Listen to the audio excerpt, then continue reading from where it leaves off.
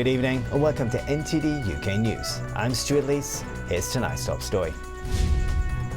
Chancellor Rishi Sunak announces plans to rewire the entire global financial system for net zero, including the deployment of £95 trillion in private capital. Also tonight, Britain and India introduce a plan to connect the world's solar power grids in aims to accelerate the transition to greener energy. And should military activity be considered in terms of its contribution to greenhouse gases? NATO is now developing a way to measure the emissions of its members' armies.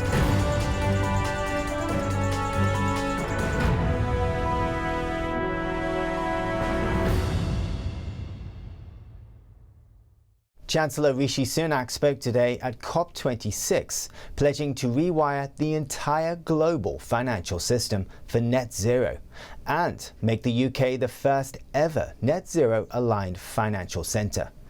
Outlining Britain's strategy over the next 5 years, he committed £100 million to make climate finance more accessible to developing countries.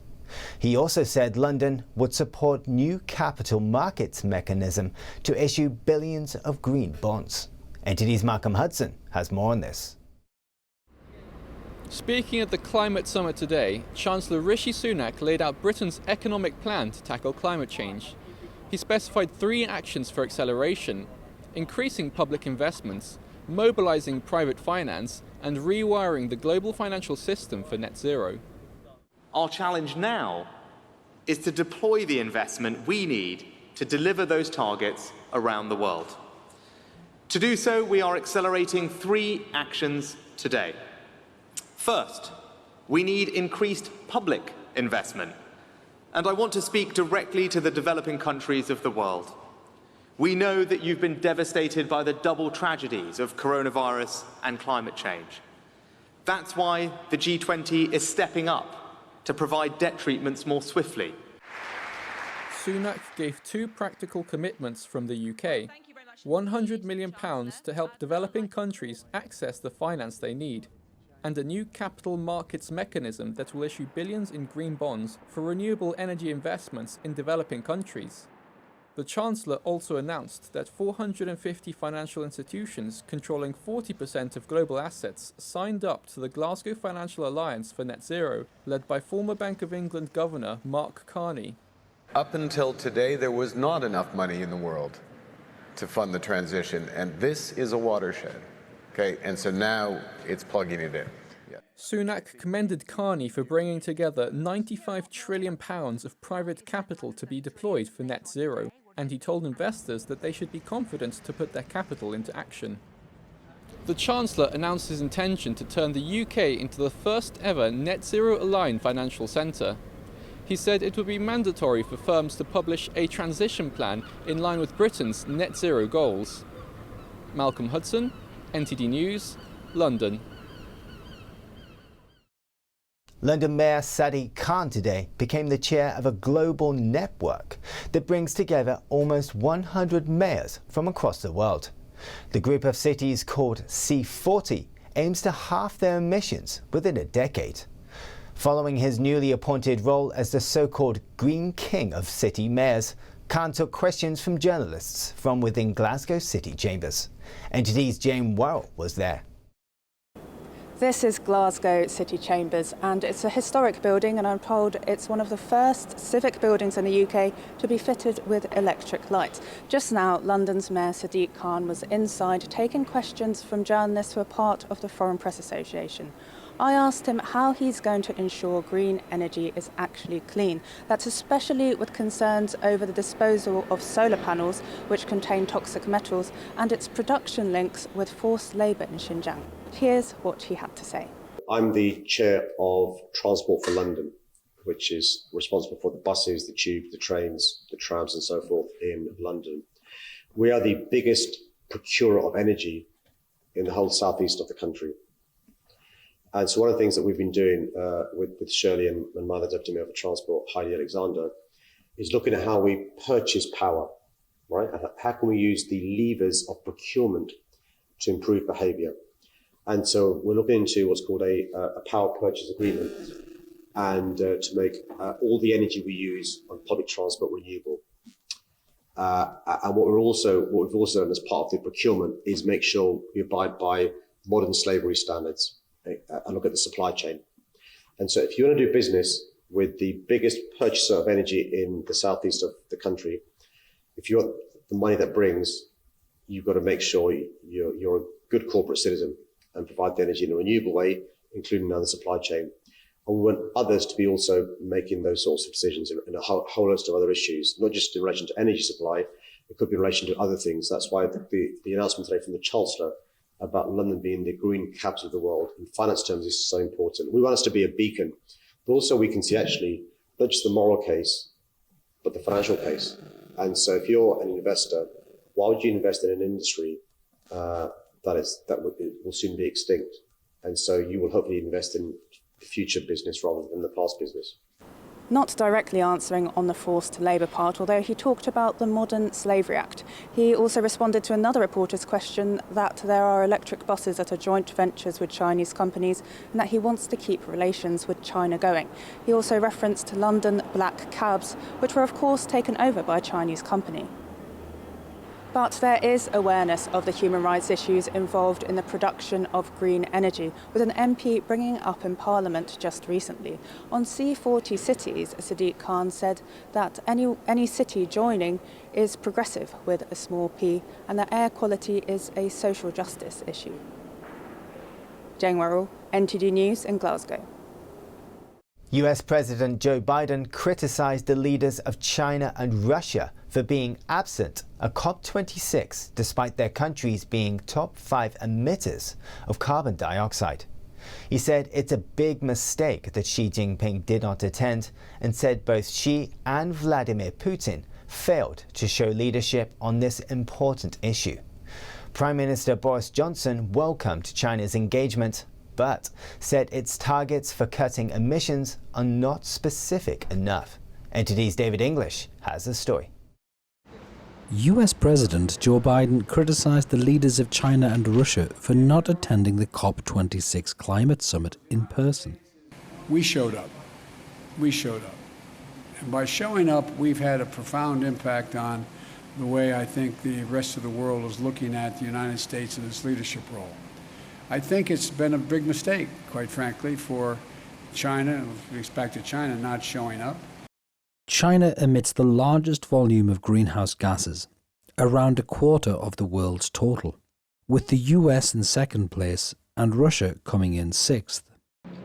Both China and Russia have sent delegations to the summit, and both countries have agreed to reverse deforestation. Russia didn't say why Putin wouldn't attend the summit, while China cited the pandemic as the reason. Biden said the leaders of the two countries failed to show leadership on the important issue of climate change despite their ambitions to be world leader. But the fact that China, trying to assert, understandably, a new role in the world as a world leader, not showing up, come on. It just is a gigantic issue. And they've walked away. How do you do that and claim to be able to have any leadership mantle? The same with Putin and Russia. At the press conference, Biden also talked about the relationship between China and the US. He said there's no need for physical conflict despite rising tensions. I've made it clear, this is competition. It does not have to be conflict. There is no reason there need be conflict. But I've also indicated to him, and I'm not reluctant to say it publicly, that we expect him to play by the rules of the road.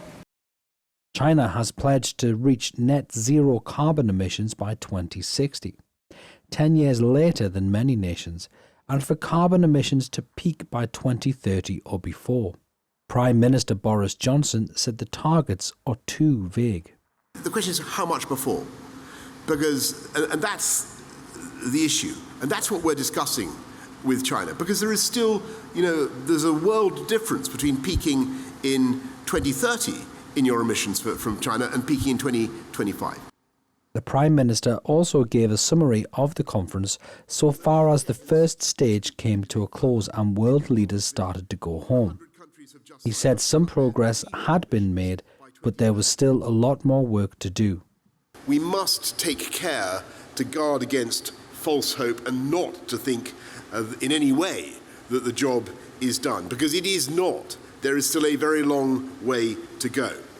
But all that being said, I am cautiously optimistic. From Wednesday, the COP26 enters the intensive talk stage after some key targets were set. The talks will run until November the 14th. David English, NTD News. Boris Johnson and Indian Prime Minister Narendra Modi are in Glasgow launching a global initiative to connect the world's solar power grids. Solar energy is relatively cheap and clean, but it is limited by daytime hours and the weather. The Green Grids Initiative aims to connect countries worldwide into one grid so that those with the sun can help those in the shade. Here's NTD's Joy Duguid with more. Britain and India introduced a plan to improve connections between the world's electricity power grids. Indian Prime Minister Narendra Modi told COP26 that countries could make better use of solar power with his Green Grids initiative. In 1 hour, the Earth's atmosphere receives enough sunlight to power the electricity needs of every human being on Earth for a year. This unlimited energy is completely clean and sustainable.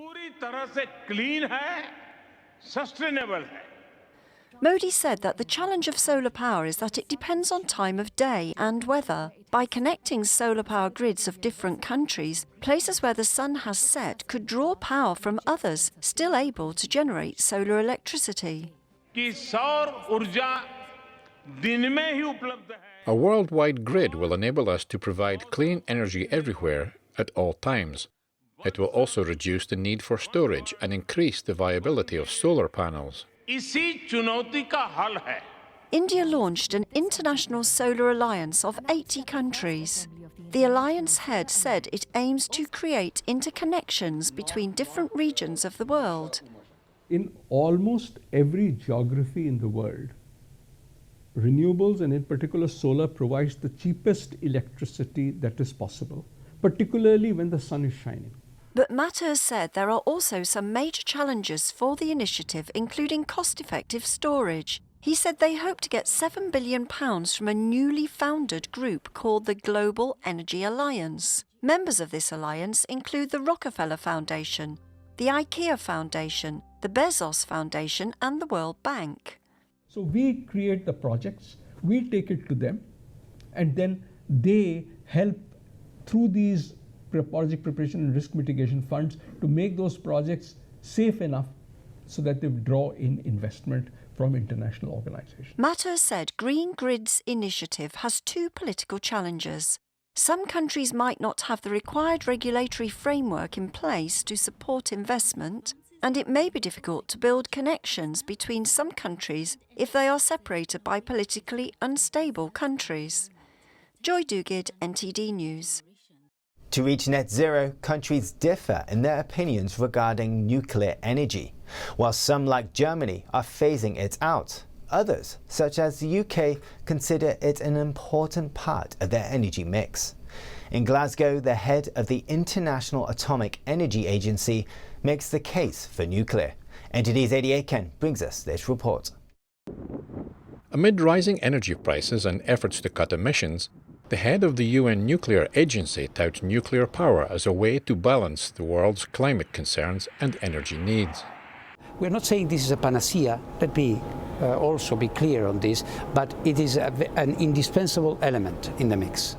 He was speaking during a press interview at COP26 in Glasgow on Tuesday.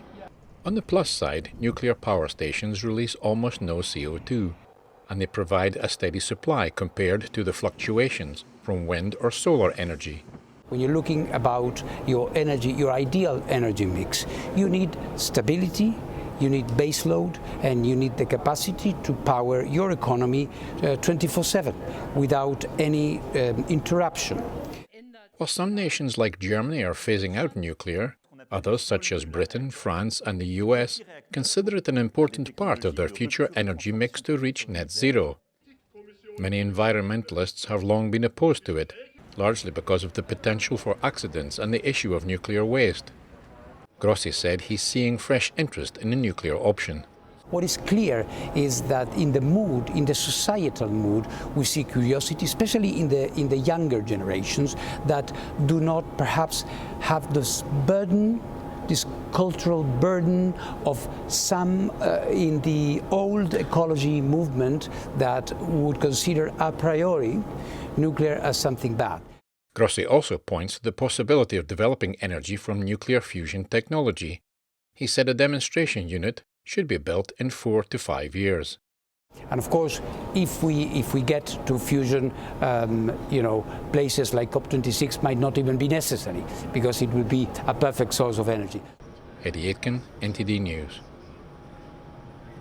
The NATO head said armies need to adopt to new green technologies to help reduce greenhouse gas emissions. Speaking at COP26, he said this would not need to be a compromise, since the best technologies will also be the most environmentally friendly ones. The first step to find out which climate action NATO members should take would be to develop a methodology to measure emissions. He hopes such an assessment would be completed by the end of 2022. This report comes from NTD's Lily Zhou. NATO Secretary-General Jens Stoltenberg said on Tuesday that members' armies must keep pace with global efforts to tackle climate change. Of course, there is no way to reach net zero without also including the military emissions from the military, because military activities are quite carbon intensive. Speaking at COP26 in Glasgow, he said adopting new technologies would not need to be a compromise. We cannot choose between either a green military or a strong military. We need a green and strong military and defense forces. That's because the best and newest technologies will also likely be the most environmentally friendly ones. This is a bit like when Winston Churchill, before this First War, decided to go from coal to oil, fueling the Navy. That was environmentally friendly, but most importantly, it was a way to increase the speed and the capacity of the British Navy. Experts say one of the NATO's biggest contributions will be in replacing fossil fuels with synthetic fuels produced from water and carbon dioxide. These types of fuels don't produce as much nitrogen pollution, but need to be made with renewable energy to be carbon neutral. Little reliable data exists on emissions created by military activities, but there is no doubt they are big. A 2019 report said, if the US military were a country, it would be the world's 47th largest emitter of greenhouse gases. In June, NATO members agreed on an action plan on climate change, which included developing a methodology to map emissions from the armed forces. The mapping could help inform voluntary goals to reduce emissions. So any meaningful reduction mitigation from the armed forces needs agreed standards and agreed rules for accounting, how much to count and measure emissions from military activities. Stoltenberg said he hopes the assessment would be completed by the end of 2022. Lily Zhou, NTD News. Still to come, newly named Meta announces plans to drop facial recognition from its Facebook app. It comes as the company faces increasing scrutiny from whistleblowers and regulators. That and more after the break.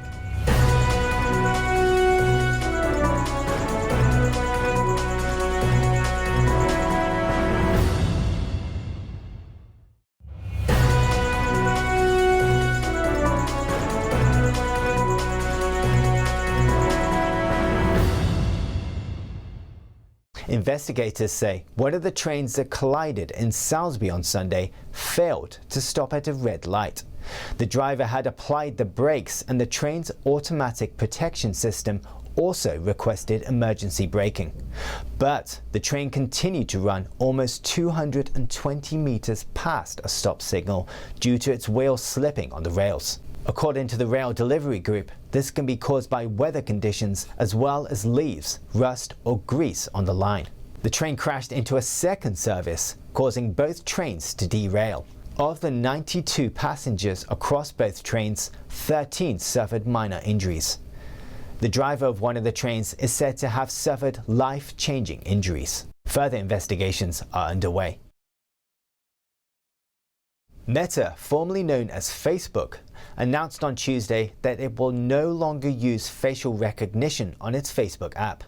The change is only weeks away and will see the company delete the faces of more than 1 billion people from its systems. This comes as Facebook faces increasing scrutiny, with several whistleblowers speaking to parliamentary committees. NTD's David Lam brings us this report from California. Facial recognition is exactly what it sounds like. It's software that recognizes faces. It finds a face, shown by the white squares, and compares it to other photos and videos of the same person. Now, in a statement released on Tuesday, Meta, or formerly known as Facebook, announced that it is shutting down its face recognition system in the coming weeks. The company says it will delete more than 1 billion people's individual facial templates. This is part of a company-wide move to limit the use of face recognition in their products. According to the statement, more than 1/3 of Facebook's daily active users have opted in to its face recognition setting. The VP of Artificial Intelligence stated they need to weigh the positive use cases against growing societal concerns, especially as regulators have yet to provide clear rules. At the annual Technology Web Summit on Monday, an executive said the company is moving towards transparency. At least for us at Meta, it is that I think that this will accelerate more transparency, including over algorithms, more research, including about kids online, and more regulation. This comes as Facebook was under fire after whistleblower Frances Haugen and Sophie Zhang spoke up about ethical concerns at the company. One of the VPs said this will represent one of the largest shifts in facial recognition usage in the technology's history. David Lam, NTD News, California. The European Parliament has taken a new step in showing their support for Taiwan. A delegation of members of Parliament is making a first official visit to the island. The MEPs spoke highly of Taiwan's democracy. The visit came amid threats from the Chinese regime. NTD's Joy Duguid has the story. A delegation of the European Parliament arrives in Taipei. It's the first official visit of an EU delegation to Taiwan. Taiwanese Premier Su Cheng-chang said the visit signifies stronger ties with Europe amid tensions between Taipei and Beijing. Although we are geographically very far away, between our two sides we share the same values, such as freedom, democracy, human rights and rule of law, as well as the insistence of supporting free trade and fighting disinformation. In those regards, we are actually very close. The delegation is composed of 13 members of the EU's Committee on Foreign Interference in Democratic Processes. Chair of the committee, Raphael Glucksmann, said their visit shows Taiwan is high on the agenda in Brussels and for every member state. And I think that the world did not understand enough still how difficult and how courageous it is to build a democracy while being under threat by an authoritarian regime like the one in Beijing. Glucksmann says they also came to thank Taiwan for what it is doing for democracy worldwide. You have shown that in this region, democracy can flourish, and that authoritarian regimes are not the future. In October, the EU Parliament overwhelmingly voted to pass a resolution calling on the EU to begin to establish a bilateral investment agreement with Taiwan. The resolution also noted the EU greatly values security in the Taiwan Strait and called on China to put an immediate end to its ongoing intrusions into Taiwan's airspace. During their 3-day visit, the European delegation will also meet with Taiwanese President Tsai Ing-wen. Joy Duguid, NTD News. Going to Switzerland, Russian royal jewelry smuggled out of the country during the violent revolution of 1917 are at an auction next week in Geneva.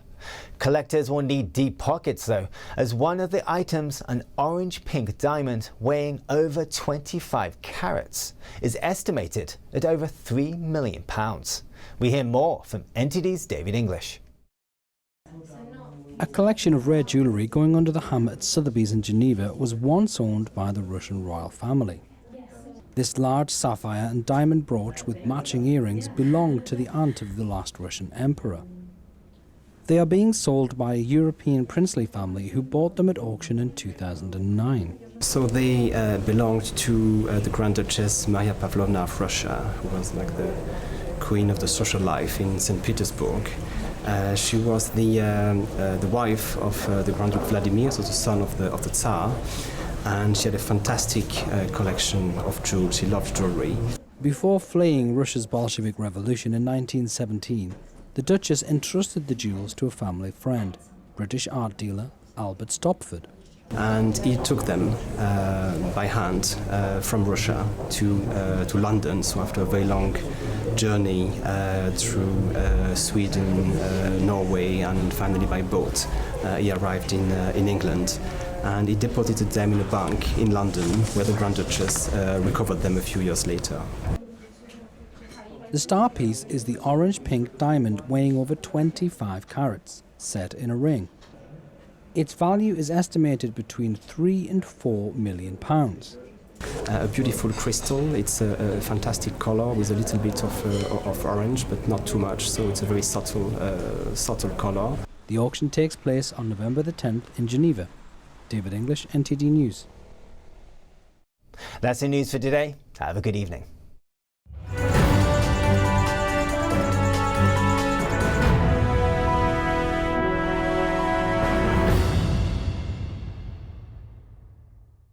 Thank you for watching our daily news show on YouTube.